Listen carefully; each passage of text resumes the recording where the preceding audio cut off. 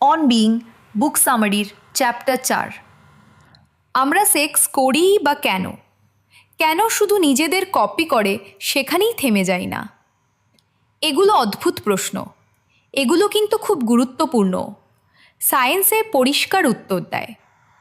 Francis ক্রিক আর James Watson আমাদের বুঝতে সাহায্য করেছিলেন যে এটা কিভাবে হয়।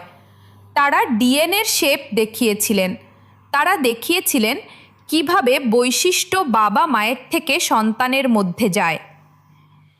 ডিএনএ হলো অ্যামিনো অ্যাসিডের একটা চেইন। এটা আমাদের সেলের মধ্যে কেমিক্যাল কাজগুলো চালায়। এটাই আমাদের চুলের রং, চোখের শেপ আর আরও অনেক কিছু ঠিক করে দেয়।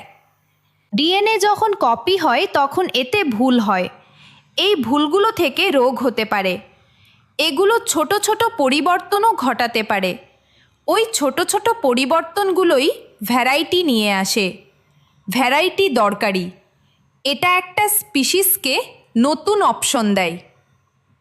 কিছু প্রাণী ঠিক হুবহু নিজেদের কপি তৈরি করে। এটাকে অ্যাসেক্সুয়াল রিপ্রোডাকশন বলে। এটা সরল প্রাণীদের জন্য ভালো কাজ করে, কিন্তু এটা কোনো নতুন কম্বিনেশন তৈরি করে না। পরিবর্তনের মোকাবিলা করার জন্য এটা কোনো বড় ভ্যারাইটি রেখে যায় না। মানুষ সেক্স ব্যবহার করে কারণ আমাদের পৃথিবীটা বদলায়। সেক্স দুজন প্যারেন্টের ডিএনএকে মেশায়। এটা বৈশিষ্ট্যের নতুন নতুন কম্বো তৈরি করে।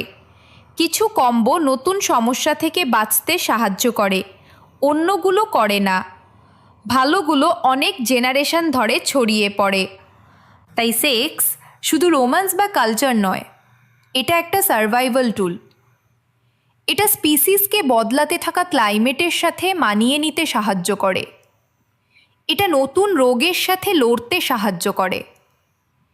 এটা জীবনকে নতুন নতুন সলিউশন চেষ্টা করে যেতে সাহায্য করে। এটা ব্যাখ্যা করার জন্য সায়েন্সের কোনো মিথের দরকার হয় না। পুরনো গল্পগুলো, যেমন ইউরেনাসের সিমেনের সমুদ্রের ফেনা থেকে অ্যাফ্রোডাইটির উঠে আসা, বেশ রংচঙে। এগুলো আমাদের অতীতের অংশ। কিন্তু ডিএনএ কিভাবে কাজ করে তা এগুলো ব্যাখ্যা করে না। এই বইটা দেখায় কিভাবে আসল কেমিস্ট্রি আর বায়োলজি আরও ভালো উত্তর দেয়।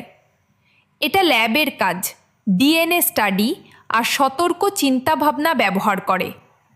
কৌতূহলী থাকুন।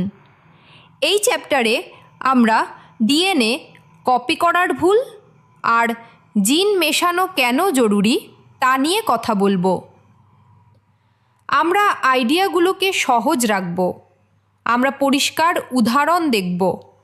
আর আমরা দেখব কিভাবে সেক্স আমাদের তৈরি করতে সাহায্য করেছে আর কিভাবে এটা আমাদের বদলাতে থাকে।